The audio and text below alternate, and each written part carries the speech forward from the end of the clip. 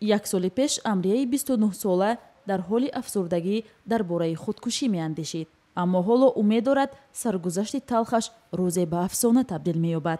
پس از تولد فرزند معیوب شوهر از وی رو گرداند و او را با پسرش تنها گذاشت. ناعلاجی او را به تنگنای نومیدی تیله داد و زندگی دلسرد ساخت. گفتم که وقتی که من خودم یتیم کلان شدگیم خیلی خداوند هر کس را شبنده شمیته. وقتی که من گفتم اگر خیلی خودکشی برگشتم گفتم که اگر حاضر من بودیم کرده همین کار کنم فرزند من مثال یتیم میمونه فرزند من خیلی صد نکنیم فرزند وقتی که وی کدی به دنیا آمده و هم میخواه که مادر پدر در نزدش باشه. در تاجیکستان هم تقدیران امریه که دچار افسردگی شده و تنها راه نجات را در خودکشی میبینند کم نیستند. اما امریه از کمترین زنانی است که میخواهد زندگی خود را دیگر کند و برای زنهایی که در حالت افسردگی تحمل را از دست داده به خودکشی دست میزنند نمونه باشد. من دیگر زنها واری مثال سالم بودم و بودم من یکم جدا میدرآمدم کار میکردم زندگی من پیش میبردم من محتاج یکم حکومت نمیشدم ای دولت نمیشدم ای دیگراش نمیشدم من زندگی من پیش میبردم در تربیت فرزندم میایستادم نه که زنایی که مثال به خودکشی دست دادگان و زمان گفت گپا هم حیات دنیاشون سوختن هم حیات دنیاشون هم حیات فرزندا را سوزوندن.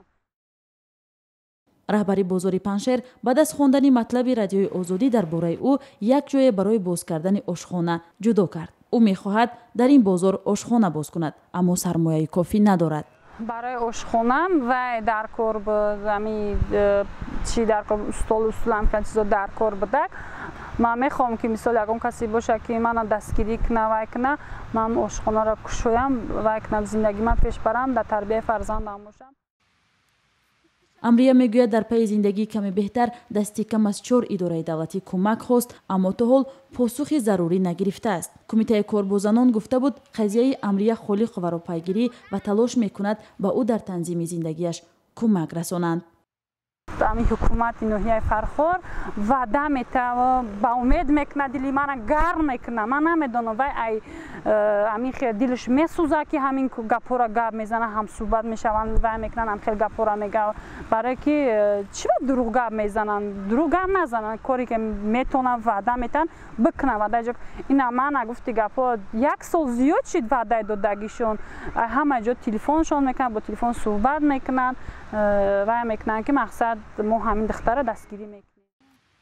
حالا امید این جوانزن معیوب تنها به افراد سخاوتمند است. او آرزو دارد نفران خیرخواه برای کشادن آشخانه‌ای که میتواند زندگی او را تغییر دهد در بازار پنشهر دست کمک دراز میکنند و او هم میتواند با این راه زندگیش را بچرخاند و فرزندش را درست به وای رسانده تربیت کند.